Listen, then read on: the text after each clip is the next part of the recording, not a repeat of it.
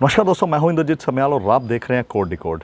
Code decode के आज के इस अंक में हम बात करेंगे एक ऐसे मुद्दे के ऊपर, चूंकि आज 1 अक्टूबर है और आज ही के दिन पूरे विश्व में अंतर्राष्ट्रीय वृद्धा दिवस मनाया जाता है, यानी कि ओल्ड एज डे। एक ऐसा विषय, एक ऐसा मुद्दा जिसके ऊपर आज मैंने सोचा कि आज के इस वीडियो में आपसे चर्चा की जाए, क्योंकि भारत एक ऐसी विशाल संस्कृति है, एक ऐसी सभ्यता है जिसने हमेशा ही, जिसमें कहा जाता है कि पूरे विश्व की कल्याण की प्रार्थना की जाती है। हम पूरे विश्व को अपना मानते हैं और एक विश्व नागरिक की तरह इस संसार में विचरण करते हैं। लेकिन आज सबसे बड़ी जो आज के दिन हमें जो सोचने की अवस्था है कि आज हमारी युवा पीढ़ी एक ऐसी दिशा में जा रही है कि जिस पीढ़ी ने अपने बुज़ुर्गों का ध्यान रखना अब धीरे धीरे बंद कर दिया है।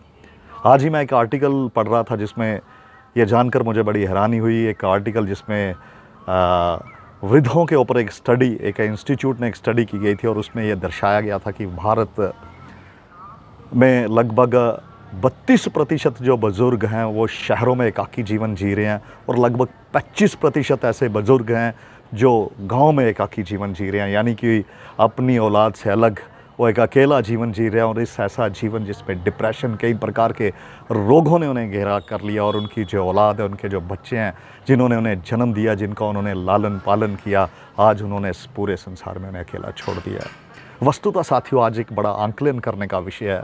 यदि हम देखें, अपना प्राचीन इतिहास भी टटोलें, तो वहाँ पे भी जो वृद्ध लोग हैं, हमारे जो पूर्वज थे, उन्होंने उनका बड़ा मान सम्मान किया।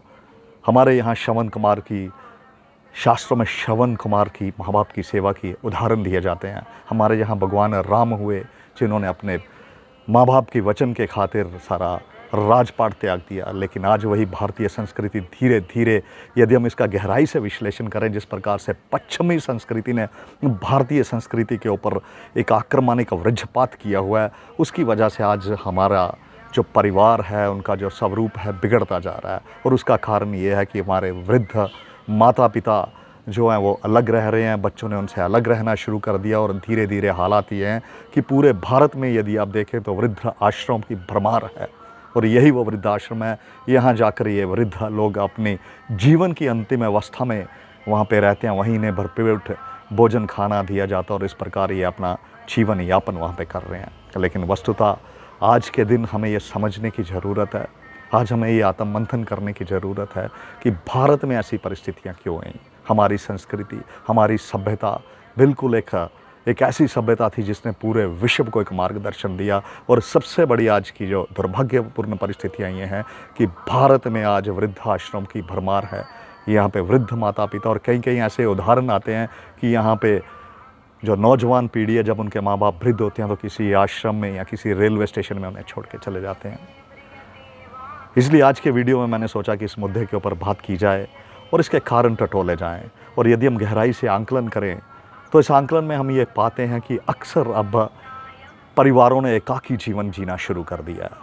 और इस एकाकी जीवन का ये है कि अक्सर जब बच्चे बड़े होते हैं, उनकी अपनी माँ बाप से एक वैचारिक अंतर आना शुरू होता है और वही वैचारिक अंतर धीरे धीरे धीरे धीरे इतनी दूरियां बढ़ जाती हैं कि उन्हें लगता है कि उनके माँ बाप उनकी राह में, उनकी उन्नति में उनके ऑब्स्टेकल्स हैं, रुकावटें हैं, क्रिएट कर रहे हैं। और धीरे धीरे वो अपनी राह अलग ले लेते हैं और माँ बाप को वही जीर्ण शीर्ण अवस्था में छोड़ देते हैं। तो वस्तुतः ये एक ऐसा, इस प्रकार से एक ऐसा खेल आज पूरे देश में चल रहा है, पूरे समाज में चल रहा है कि जिसे हर कोई परेशान है। यदि हम वृद्ध माता पिता का देखें तो उनकी बातें सुने तो एक किस्म से, एक जिस्म से रूह निकलती है। वही माँ बाप जिन्होंने बच्चों को पाला पोछा, जिन्होंने उन्हें दुनिया दिखाई, और जब वो समय आया जब उन्हें उनकी ज़रूरत थी, उन्होंने उन्हें बिल्कुल एकाकी जीवन जीने के लिए छोड़ दिया। तो एक विचारक से का लेख मैं पढ़ रहा था, उन्होंने कहा कि इसका सबसे बड़ा जो सटीक आंकलन है वो ये आंकलन है। और इसे कैसे ठीक किया जाए, उन्होंने कहा इसे ऐसे ठीक किया जाए कि हम जो पश्चिमी सभ्यता की तरफ भाग रहे हैं, हम जो वेस्टर्न मूल वैल्यूज़ को अडॉप्ट कर रहे हैं, हमें उन वैल्यूज़ से उभरना होगा, हमें अपने मूल जीवन की ओर लौटना होगा। हमें और अपने बच्चों को शुरू से ये शिक्षा दीक्षा दी जानी चाहिए कि एकाकी परिवार में नहीं जीना है, सबको इकट्ठे रहना है, सबको एक दूसरे की ज़रूरत है। आज किसी का स्वास्थ्य अच्छा है, आज कोई बच्चा बचपन में है, कल जवानी में है, फिर बुढ़ापे में आएगा, हर किसी को इस अवस्था से गुजरना है। और आज के दिन हमें ये प्रण करना चाहिए कि जो भी यहाँ कहीं भी हमारे बुज़ुर्ग हैं उन्हें प्रेम दें, उन्हें स्नेह दें, उनकी बात को सुनें, उनके पास बैठें, उनके थोड़ा अपना समय उन्हें दें। यही कुछ ऐसे ही बातें हैं जिससे उन्हें इनसे ज़्यादा कुछ चाहिए भी नहीं। यही कुछ ऐसी बातें हैं जिनसे हमारे जो वृद्ध लोग हैं, हमारे जो वृद्ध माता-पिता हैं या कुछ और भी जो हमारे समाज में वृद्ध लोग रहते हैं, उन्हें एक स्नेह की ज़रूरत है, उन्हें केयरिंग की ज़रूरत है और इसी से समाज में जो आमूल परिवर्तन आ सकता है।